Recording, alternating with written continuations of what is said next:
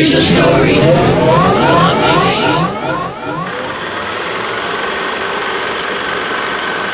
It's a great place to be. For a guy who's not a musician, it's interesting to see how people who are musicians love their job and want to work here. I have a great time being here, although most of you probably may not think that I have fun, but I do. It's a pleasure working with a company that produces some of the finest electronic musical instruments in the country. Working here at KORG is not just working a job, it's more like working with family. It's a great company. I think the reason why I like to work here is because everybody's so passionate about the company and the products. My reason for being at KORG USA so long is that the previous companies I worked on and the music industry really didn't have a homey feeling. KORG USA, we try to make it a group effort, and all the people seem to be one big family. I've been here 28 years, and I knew I was in for a fun ride because I started in October 1978. My first day was a Saturday, and it was actually Halloween. And the reason I've worked here all these years is because the people are great. I started with what was called Unicord in those days in 1975. So this is my 30th anniversary, my 30th year with the company. It's a long time to work for any one company. That's more than half of my life, which is an amazing amount of time, but it's been an amazing company. And it's progressed and grown and developed over the years from the infancy days, the dark ages, the Neanderthal years of technology to... Why? Because I'm not lazy like all these people who can cook.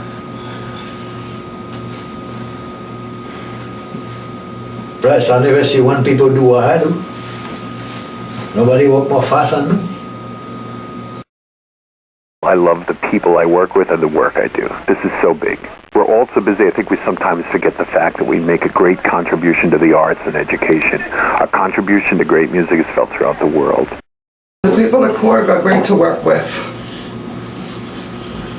What are you doing?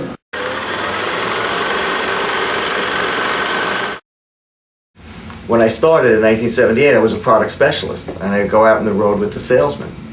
And one of the salesmen who's actually here longer than I've been here is Alan Perlman.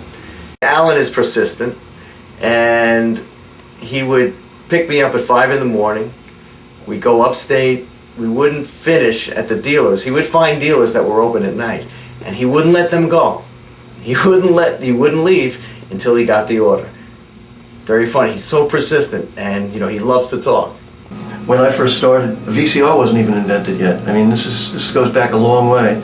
And the second and the third keyboards that KORG produced were called the K2 Mini KORG and the K3 Maxi KORG. They called the Maxi KORG a polyphonic synthesizer because it played 2 notes at once. And as I mentioned, the VCR wasn't even invented and marketed by JVC until 1977, fall of 77, so this is before that. Certainly we've come a long, long way. And what makes KORG USA so great isn't only the products are phenomenal, but it's the people.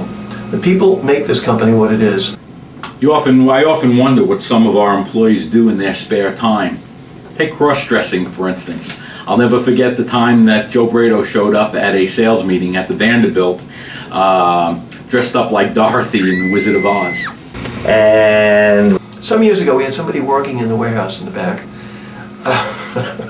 And I guess he had a radio, and his radio broke. And so I think Tom Imperato gave him a different radio. What he didn't know was there was a remote control to turn the radio on and off. Well, this fellow, whenever he'd go by the radio, Tom would, and the other fellows in the warehouse would play a little trick on him. And he'd walk by it, the fellow in the back, and they'd turn on the radio. And they'd look like, very innocently. And he couldn't understand why the radio would go on, and then when he'd leave, the radio would go off.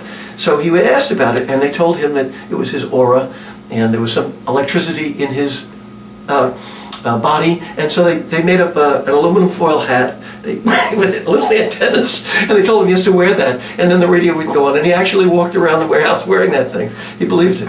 Hilarious. I don't know if that's a funny story. Let me start this one again. Pause. I've been here a long time, and when I first got here, I was introduced to this guy in the warehouse, and he always talked about voodoo. I always wondered if Frenchie was a voodoo doctor. Yeah? What do you think? That cracks me up. I don't know, it may not crack everybody else up, but that certainly makes me laugh on a day-to-day basis, that's for sure. I used to room with Kim Holland, who was the product manager for KORG Keyboards for many, many years.